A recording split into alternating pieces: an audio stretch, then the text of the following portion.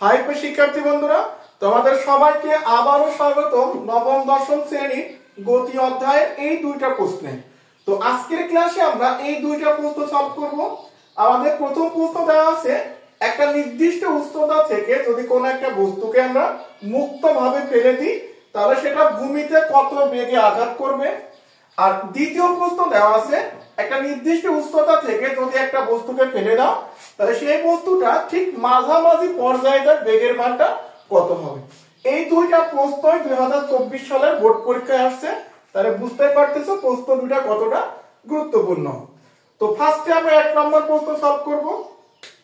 তো এর আগে তোমাদের 7টা লেকচার দিয়েছি, সেখানে বারবার বলা হয়েছে ফিজিক্সের অঙ্ক করার ক্ষেত্রে সাইড নোটটা অনেক গুরুত্বপূর্ণ। আজকে আমাদের 8ম নম্বর লেকচার।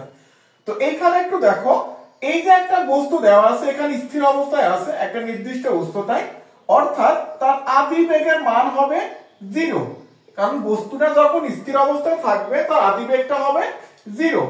এবং এই যে এখান থেকে শুরু করে এটা একটা নির্দিষ্ট হাইট দেওয়া আছে, হাইটের মান দেওয়া আছে 15 মিটার। তো এইচ এর মান হবে আমাদের 15 মিটার। আর এখানে আমরা জি এর মান জানি, যেহেতু একটা বস্তুকে মুক্তভাবে ফেলে দেছো অবশ্যই সেটা অভিকর্ষ ত্বরণ থাকবে, যার মান 9.8 মিটার পার সেকেন্ড স্কয়ার। তো আমাদের বলতেছে বস্তুটি কত বেগে ভূমিতে আঘাত করবে, অর্থাৎ শেষ বেগের মানটা তোমার বের করতে হবে। তো এই চারটা তথ্য যদি ভালো করে খেয়াল করো, আদি বেগ, শেষ বেগ, উচ্চতা এবং অভিকর্ষ ত্বরণ, এই চারটার মধ্যে সম্পর্ক কোনটা আছে ডেফিনেটলি বুঝতে পারতেছো, 6ষ্ঠ নম্বর সূত্র হবে। যদি এই সূত্রটা নাও, এখানে তো টাইমের মান নাই, এই সূত্রেও টাইমের মান নাই, এই সূত্রেও টাইমের মান এখানে দেওয়া নাই, তো অবশিষ্ট আমরা এই 6ষ্ঠ নম্বর সূত্রটা বসাবো। তো আমরা লিখে নেব প্রথম প্রশ্নের ক্ষেত্রে এখন, বা আমরা জানি ভি স্কয়ার সমান ইউ স্কয়ার প্লাস 2gh।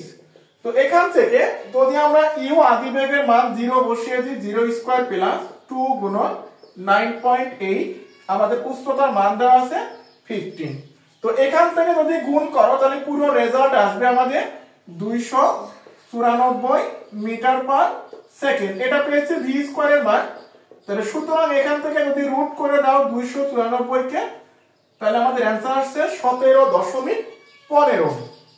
অ্যানসারটা কত হবে? 17.15 মিটার পার সেকেন্ড। এই হচ্ছে আমাদের ফাইনালি বেগ, অর্থাৎ বস্তুটা এই 17.15 মিটার পার সেকেন্ড বেগে এসে ভূমিতে আঘাত করবে।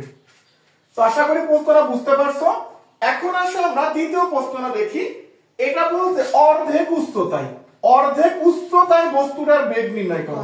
অর্থাৎ এক থেকে শুরু করে, যে এখান থেকে শুরু করে যে 120 মিটার হাইট ছিল, ঠিক তার মাঝামাঝি পর্যায়ে উচ্চতা বেগের মানটা কত হবে সেটা বের করতে হবে।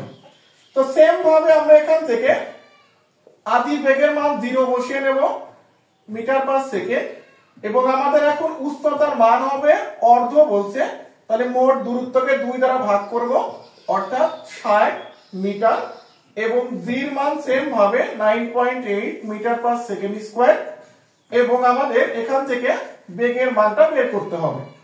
তো যদি আমরা একই ভাবে এই সূত্রটা বসিয়ে দিই তাহলে আমরা জানি এখান থেকে,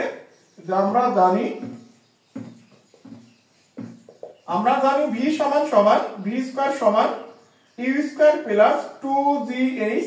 তো এখান থেকে আমরা মানগুলো সব বসিয়ে দিই। আদি বেগের মান 0, এটা 2 গুণন এটা 9.8 গুণন উচ্চতা হচ্ছে 60 মিটার। তো আমরা এখান থেকে চাইলে একবারে আমরা রুট দিয়ে মানটা বের করতে পারি, ভি স্কয়ার ওই পাশে গেলে রুট হয়ে যাবে। তো ফাইনালি আমাদের এখান থেকে যদি এই মানটা ক্যালকুলেশন করো তাহলে উত্তর আসবে 34.3 মিটার পার সেকেন্ড। এইটা হচ্ছে ফাইনালি অ্যানসার। তো আশা করি প্রশ্নটা বুঝতে পারছো। তো এই টাইপের প্রশ্নগুলো দেখো, যদি একটু বেসিক ক্লিয়ার থাকে, অর্থাৎ সূত্রগুলো ভালো বোঝা থাকে, তাহলে প্রশ্নগুলো অনেক সহজ। তো যারা আমার পূর্বের লেকচারগুলো দেখোনি, তোমাদের বলবো কাইন্ডলি লেকচারগুলো দেখো, তাহলে তোমাদের গতি অধ্যায়ের যে গাণিতিক সমস্যাগুলো আছে প্রত্যেক টাইপের ম্যাথই অলমোস্ট করা আছে, এগুলো তোমাদের বুঝতে আর কোনো সমস্যা থাকবে না। আর যদি কোথাও বুঝতে প্রবলেম হয় অবশ্যই কমেন্টে জানাবা, সেগুলো সমাধান করার চেষ্টা করবে ইনশাআল্লাহ। ধন্যবাদ সবাইকে।